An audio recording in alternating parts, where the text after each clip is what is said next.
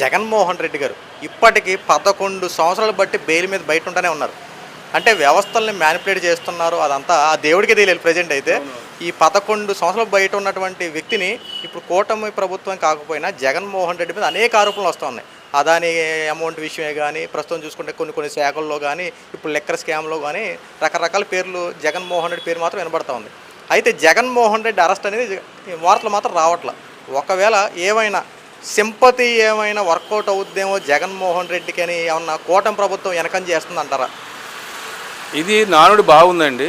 ఎందుకంటే జైలుకి వెళ్తే వాళ్ళకి సానుభూతి వస్తుంది, లేకపోతే అన్యాయంగా జైల్లో పెట్టారని ప్రజల నుంచి మంచి స్పందన వస్తుందని చెప్పి. కానీ 13 నెలలు జైలు శిక్ష చేసినప్పుడు ఆయనకి సానుభూతి ఏం రాలేదు. ఆ తండ్రి వాళ్ళ బాబాయ్ గారిని గొడ్డలతో బాత్రూమ్ నరికిన రోజున సానుభూతి ఏం రాలేదు. వాళ్ళ చెల్లెలు గారిని నడి రోడ్డు మీద తిట్టి కొట్టి అలర చేసినప్పుడు రాలేదు. వాళ్ళ తల్లిగారు రోడ్డు మీదకి వచ్చి నా కొడుకు నేను ఇబ్బంది పెడతాను గోల్ చేసినప్పుడు సానుభూతి రాలేదు. కుటుంబ పల్లంలో ఉన్నప్పుడు మన కుటుంబులు మనం ఆస్తులు కానీ, అప్పులు కానీ, బాధ్యతలు కానీ, బరువులు కానీ ఉంటాయి. ఎప్పుడైతే వైఎస్ రాజశేఖర రెడ్డి గారు విమాన ప్రమాదంలో చనిపోయాడో, ఇతని యొక్క కుతంత్రమైన రాజకీయ కక్షతో, ఇతని యొక్క రాజకీయ ఉద్దేశంతో, రాజకీయ స్వార్థంతో కుటుంబ సభ్యులను కూడా వాళ్ళ కుటుంబం నుంచి దూరం చేసి వాళ్ళ ఆస్తులు కూడా అన్యాయక్రాతం చేసుకుని ఆ సేమ్ కుర్చీలో కూర్చున్న తర్వాత అతను మనకి పూర్వకాలం ఒక రాజు ఉండేవాడు, డిక్టేటర్స్ ఉండేవాడు, అబ్రహం లింకన్ అని చెప్పేవాడు. ఎవరైతే వాళ్ళ మాట వినకపోతే వాళ్ళని నిర్దాక్షిణ్యంగా చంపేసేవాడు. అట్లాంటి రాచరిక పాలన మళ్ళీ చూపిస్తున్నాడు. అది ఎవరనే కాదు, తనామన భేదం లేకుండా చేస్తున్నాడు. ఇప్పుడు దీంట్లో ఏంటంటే విచ్చలవిడితనం. రాజకీయాలు ఉండొచ్చు కానీ పెద్దానికి విచ్చలవిడిగా మద్యాన్ని అమ్మటం, లేకపోతే విచ్చలవిడిగా డ్రగ్స్ అమ్మటం, విచ్చలవిడిగా దొంగ నోట్లు చేయడం, విచ్చలవిడిగా మాఫియాలు చేయడం, స్కాములు చేయడం అనేది రాజకీయ వ్యవస్థలో మంచిది కాదు. మాయకుండా మచ్చ. అది ఎవరు చేసినా సరే తప్పు అనేది తప్పే.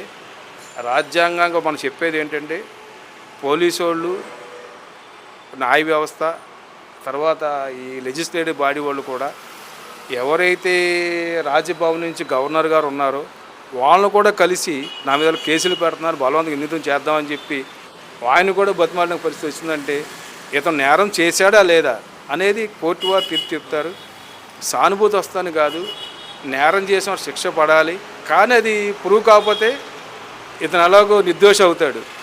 చంద్రబాబు నాయుడు మీద 32 కేసులు గతంలో ఏలేరు స్కాము, తర్వాత ఈ భూ స్కాములు, అన్ని రకాల స్కాములు పెట్టారు. ఏది ప్రూవ్ చేయలేకపోయారు. ఆయన మాయలేని మచ్చడి కింద బయటకు వచ్చాడు. ఈవెన్ స్కిల్ స్కామ్లో కూడా నిరూపించలేకపోయాడు. అది కేసు పెట్టేశారు, అది బెయిలబుల్ వారెంట్ ఇచ్చారు. ఇప్పుడు దీంట్లో కూడా జగన్మోహన్ రెడ్డి అనేది లెక్కర్ స్కామ్ అనేది, ఆ లెక్కర్ స్కామ్ అంటే ఏంటి, మద్యం బ్రాండ్ని తన యొక్క సొంత బ్రాండ్తో కల్తీ చేసి ప్రజలు మోసం చేశాడు ఒక అపనింద. ఆ నిందని ప్రజలు ప్రూవ్ చేశారు. అది కోట్ల డబ్బు కూడా చేతులు మానే అని చెప్పేది మనకు బట్టబయలైంది. అది తప్పు, నేరం. ఎందుకంటే ప్రజల సొమ్ము వినియోగం చేసి స్వార్థ ప్రయోజనాలకు వాడుకోవటం అనేది రాజ్యాంగ వ్యవస్థ ఎవరు చేసినా తప్పే. అందుకే మనీ ట్రాన్స్పోర్ట్ అవ్వటం, మనీని ల్యాండరింగ్ చేయటం ఇవన్నీ కూడా న్యాయ వ్యవస్థలో తప్పులే. కాబట్టి న్యాయం ఎవరు చేసినా శిక్ష పడాల్సిందే. దానికి ప్రజల సానుభూతి ఉండదు. ఈ ప్రభుత్వం వచ్చిన తర్వాత ఈవెన్ ఈ ప్రభుత్వంలోని అధికారులు కూడా ఐఏఎస్లు, ఐపీఎస్లు, ఈవెన్ ఎమ్మెల్యేలు, ఎమ్మెల్సీలు, మినిస్టర్లు కూడా ఈయన అవినీతి జరిగితే వాడి మీద సస్పెండ్ చేస్తున్నాడు తప్ప ఎవరిని కూడా వెనకేసి రావటం లేదు. ఇది స్వచ్ఛమైన ప్రభుత్వం, ప్రజా ప్రభుత్వం. అది జగన్ కానివ్వండి, ఇంకొకళ్ళు కానీ ఎవరు చేసినా నేరం నేరమే. వాళ్ళకి ప్రజా కోర్టులో శిక్ష పడి తీరాల్సింది. సార్ ఎలా ఉంది సార్ ఇప్పుడు ఈ కూటమి? ఇప్పుడు చంద్రబాబు నాయుడు గారు కానీ, పవన్ కళ్యాణ్ గారు కానీ, ఈ రోజున నరేంద్ర మోడీ గారి సపోర్ట్ కానీ, ఈ కూటమి అలయన్స్ ఈ సంవత్సరం మీకు ఎలా అనిపించింది అంటారు? ఈ 13 ఏళ్ళు జనం ఇంకా ఫస్ట్లో 6 నెలలు చూసుకుంటే మనం జనం ఇంకా పాత వ్యవస్థను మర్చిపోలేకపోయారు. ఎందుకంటే వాళ్ళ భయానక జీవితం. ఎవరు వెళ్ళి 10 మంది వచ్చి దౌర్జన్యాలు దందాలు చేసినా వాళ్ళు భయపడిపోయి షట్టర్లు వేసుకుని వ్యాపారాలు మూసేవాళ్ళు తప్ప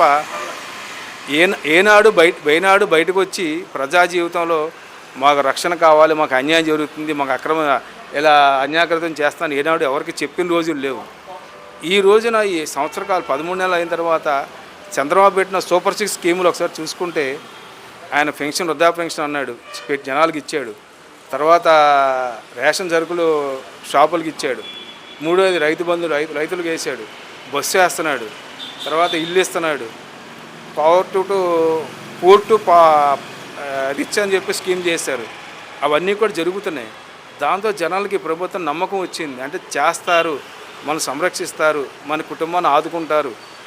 ఏ ఇంటికి వెళ్ళినా వాళ్ళు ఒకటే అంటున్నారు, మేము మొట్టమొదట ఈ పాత ప్రభుత్వంలో మాటలు ఇస్తారు, ఏం చేయరు, వీళ్ళ దగ్గర డబ్బులు లేవంటారు, వీళ్ళు మనకి ఇచ్చేవాటికి ఎవరని చెప్పి అనేవారు. కానీ ఈ చంద్రబాబు ఇచ్చిన ఈ స్కీములు డెవలప్మెంట్ చేయడం వలన రేపు ఆగస్టు 15న మహిళలకు మంచి స్కీమ్ వస్తుంది, ఉచిత బస్సు వస్తుంది. అది కూడా సూపర్ సిక్స్లో పథకం. అది లాస్ట్ బట్ నాట్. దాంతో ఇప్పుడు మహిళలకు బేభత్సమైన నమ్మకం ఏర్పడుతుంది, మనం రక్షిస్తారని చెప్పి. ఈ పోలీస్ వ్యవస్థ కానీ, లేకపోతే ఈ లెజిస్లేటివ్ వ్యవస్థ కానీ, జ్యుడిషియరీ కానీ, మూడు కూడా తమ పని చేసి పెడుతున్నాయి, ప్రజలను సంరక్షిస్తున్నాయి. ఈ రోజున మీరు ఎక్కడ చూసుకుంటే గతంలో ఉన్నప్పుడు ప్రతి పూటకి ప్రతి గంటకు హత్య, మానభంగం, లేకపోతే కిడ్నాప్, లేకపోతే దోపిడీ, దొంగతనం జరిగేది. ఇప్పుడు ఆ వ్యవస్థ ప్రజల జీవన చాలా సంతోషంగా తిరుగుతున్నారు. దానికి కారణం కూటమి ప్రభుత్వం పరిపాలనే. ఎక్కడ అన్యాయం జరిగినా, ఏం జరిగినా వెంటనే స్పందించే ప్రభుత్వం కూటమి ప్రభుత్వం. దాంట్లో ఎటువంటి సమాధానం లేదు. సార్, ఫైనల్గా ఒక ప్రశ్న. ఈ కూటమి ప్రభుత్వం చూశారు, ఈ పరిపాలనకి మీరు 100కి ఎన్ని మార్కులు ఇవ్వాలనుకున్నారు? గతంలో కూడా మనం అనుకున్నాం. అంటే ఇది మార్కులు పట్టి కాదండి, మన అభిప్రాయం ప్రకారం. అంటే 175 మంది ఉన్నారు. దాంట్లో 20 మంది జన సైనికులు ఉన్నారు, బీజేపీ వాళ్ళు 10 మంది ఉన్నారు, మిగిలిన టీడీపీ ఎమ్మెల్యేలు ఉన్నారు. చంద్రబాబు నాయుడు కూడా ఇచ్చిన తర్వాత ప్రతి ఎమ్మెల్యే కూడా గ్రేడ్ ఇస్తున్నాడు, ప్రోగ్రెస్ కార్డు ఇస్తున్నాడు. ఏలూరు ఎమ్మెల్యే గారికి 60 మార్కులు ఇచ్చాడండి. ఇప్పుడు దెందులూరు ఎమ్మెల్యేకి 80 మార్కులు ఇచ్చాడు. అలాగే ఉంగుటూరు ఆయనకి 70 మార్కులు ఇచ్చాడు. అలా ఒకే నియోజకవర్గం ఒక ఎమ్మెల్యేకి మార్కులు ఇచ్చి నీకు ఈ సంవత్సరం జరిగిన ప్రోగ్రెస్ కార్డు ఇదని చెప్తున్నాడు.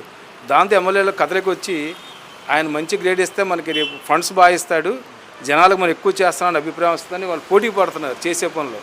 ఇప్పుడు ఎక్కడన్నా ఆయన ఏమంటున్నాడంటే, చిన్న ఎగ్జాంపుల్, మీకు అన్యాయం జరిగితే మీ ఎమ్మెల్యే దగ్గరికి వెళ్ళండి, ఎమ్మెల్యే అయినపోతే మినిస్టర్ దగ్గరికి వెళ్ళండి, మినిస్టర్గా డైరెక్ట్గా దగ్గరికి వచ్చామంటున్నాడు. అలా చాలామంది చంద్రబాబు వెబ్సైట్లో అప్లికేషన్ పెట్టిన అందరూ ఆదుకునే వాళ్ళు ఉన్నారు. డిప్యూటీ సీఎం గారు ఆదుకుంటున్నారు. అలాగే బీజేపీ వాళ్ళు కూడా కూటమి ప్రభుత్వం తరఫున స్పందిస్తున్నారు, అందరూ సహకారం చేస్తున్నారు. ఇప్పుడు కూటమి ప్రభుత్వానికి ఉన్న ఇతర ప్రతిపక్షాలతో పాటు మిత్రపక్షాలకు కూడా మనం సమానంగా మార్కులు వేయాలి, 100కి 100 మార్కులు ఇవ్వాల్సింది. ఎందుకంటే ఎటువంటి ప్రజా వ్యతిరేక కార్యక్రమాలు ఇప్పటివరకు కూడా ప్రజల నుంచి రాలేదని దానికి కారణం ఈ అలయన్స్ గవర్నమెంట్ చేసిన పాలసీసే ప్రభుత్వాన్ని శ్రీరామరక్షంగా ఉన్నాయి. అందులో మీడియా మిత్రులు కూడా ప్రతి విషయాన్ని కూడా హైలైట్ చేస్తున్నారు. తప్పు చెప్తున్నారు, ఒప్పు చెప్తున్నారు, లేకపోతే ఇది మార్చుకోని చెప్తున్నారు. ప్రభుత్వం కూడా దగ్గరగా సమాధానం చెప్తుంది తప్ప ఏనాడు కూడా మీరు మాకు చెప్తానికంటే ఆ రోజున ఆ ప్రభుత్వం అయితే వాళ్ళని గదిలో పెట్టి తాళం వేయటం, అరాచకం చేయటం, ఇళ్ల మీద దాడి చేయటం, మనుషులను ఇబ్బంది పెడతాం, ఎంతోమంది ఊళ్ళోంచి వెళ్ళిపోయే పరిస్థితికి వచ్చింది. ఈ రోజున కూటమి ప్రభుత్వం చాలా ధైర్యంగా ఉంటున్నారు. అందరం కూడా మన యొక్క జీవనాన్ని ఎలాగ సాగించాలి, జనరంజకంగా ఉండాలి. ఈ ప్రభుత్వం ప్రజలందరూ బాగుండాలి. ప్రభుత్వం ఇంకా 10-15 ఏళ్ల పాటు ఈ కూటమి ప్రభుత్వం జనరంజకంగా ఉండాలని కోరుకుంటున్నాను. Thank you sir.